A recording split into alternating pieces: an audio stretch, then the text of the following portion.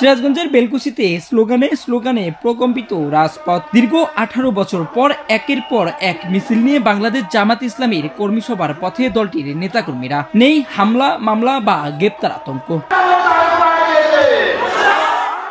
বেলকুচিতে 28 ফেব্রুয়ারি বিকেলে দীর্ঘ 18 বছর পর দলীয় কর্মসূচি আয়োজন করতে পেরে উচ্ছ্বাসিত দলটির নেতাকর্মীরা। উন্মুক্ত ময়দানে ফ্যাসিস্ট আওয়ামী লীগের পতনের পরে বাংলাদেশ জামাত ইসলামী আহত বেলকুচিতে ঐতিহাসিক কর্মী সম্মেলন আজকে অনুষ্ঠিত হচ্ছে। এরকম প্রোগ্রাম প্রকাশ্যে করতে পারে নাই এই স্বৈরাচার খুনি হাসিনার অত্যাচারে নির্যাতনে জেল জুলুমের ভয়ে।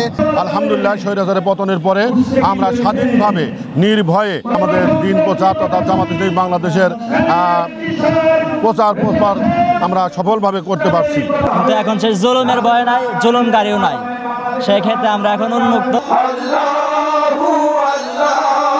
পরে আশেপাশের বিভিন্ন এলাকা থেকে আসা মিছিল জড়ো হয় আলহাজ সিদ্দিক উচ্চ বিদ্যালয় মাঠে। পরে জনসভা রূপ নেয় জনসমুদ্রে।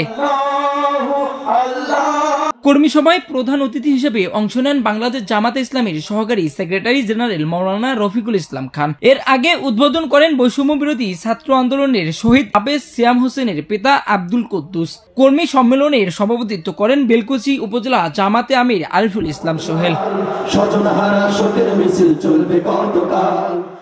এ সময় সিরাজগঞ্জ জেলা জামায়াতের আমির অধ্যক্ষ মাওলানা শাহিনুর আলম, নায়েবে আমির অধ্যক্ষ আলী আলম, সেক্রেটারি অধ্যাপক জাহিদুল ইসলাম, বেলকুচি উপজেলা সেক্রেটারি অধ্যাপক মাওলানা মাজহারুল ইসলাম সহ দলীয় নেতৃবৃন্দ বক্তব্য রাখেন। মোহাম্মদ জাহিদ হাসানের ছবি ও মান্নান শেখের প্রতিবেদনে সিরাজগঞ্জ টাইমস, বেলকুচি।